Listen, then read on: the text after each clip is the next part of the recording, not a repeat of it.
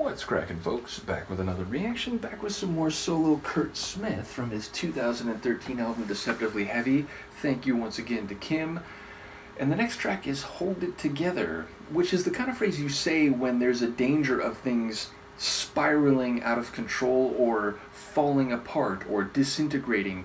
The idea of maintaining the integrity and that requiring effort, concentration, or a sense of emergency or urgency.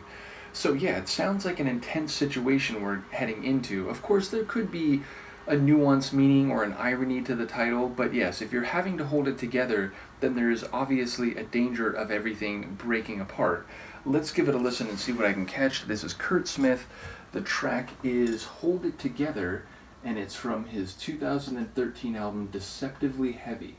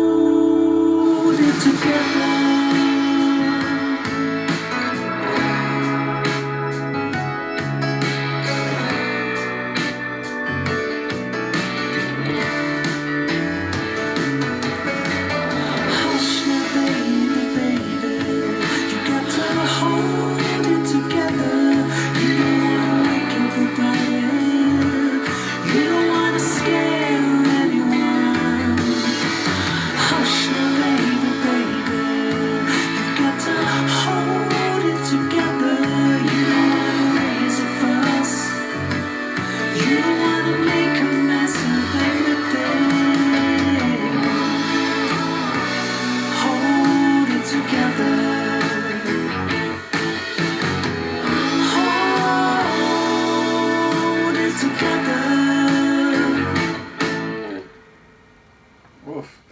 Okay, so the song starts, and I'm like, wait, like that's not Curt. I know he can sing high and very elegantly, but surely that's a female vocal. And then it gets to the chorus where the tempo drastically scales back. The sonics get a bit smoother and warmer and more comforting. And it's like, wait, no, that's Curt right there. And so then the song goes along, and I'm paying attention as much as I can to the lyrics. And admittedly, in the fast, frenetic, intense parts, which again were a female vocal lead, I didn't hear everything clearly. And there were some lines where it was like, wait, did you say like something about like getting over the wall or like taking the jewels, something like that? And then it, like, she's like, hold me, hold me. So yeah, I started to think like maybe this is like father-daughter type of thing. The idea that, you know, if you grow up in the world and you're getting a sense for what things are, and you're, you know, trying to get through these thresholds or, you know, rites of passage and so on, and, you know, keep everything in line, it's difficult, and you might sort of, you know, feel like you're losing control. And then a calming figure, an authority figure, a parental figure maybe is like, hey, I'm going to be there, like hold it together. I know it's not easy, but I'm going to be here. And then it's like by the end they're both singing the reassuring, slower choral or chorus part. So then it's like, you know, it's like she comes to an understanding that she doesn't have to figure it out all by herself, or the dangers or the upsetting or complicated factors that may be pulling apart are more manageable if there is someone who cares and is saying they're going to be there. So I do wonder if that is kind of the dynamic of, you know, parent and a child. And in that regard, I do wonder, like, is that Curt's daughter? You know, I don't know anything about his family life, so like maybe he doesn't even have a daughter who would be this age. But yes, that's my hypothesis. Now, again, like, you know, baby can be used affectionately by like significant others, but it's also a term that parents will use toward their children, a term of affection. So yeah, that's my best stab at the meaning here. But yes, I enjoy the way the sonics very much articulate. I mean, the like rapid fire, like intensely fast pulsing of the faster parts, it really had this edgy, like, oh no, you know, like if a car is going fast where like it starts shaking because it's like, you know, the car's almost like tearing itself apart because of the forces at play, that, you know, the velocity, the gravity, and the sort of, you know, different mechanical elements trying to hold on.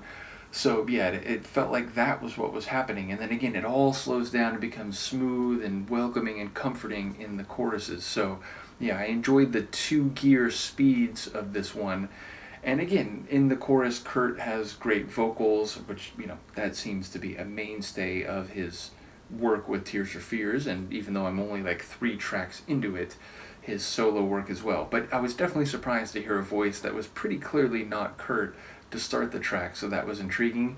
Do let me know what you think. Once again, shout out to Kim, as well as to Steve, who's been commenting on the opening tracks on the album. Let me know what you think, and Luca and I will see you next time. Peace.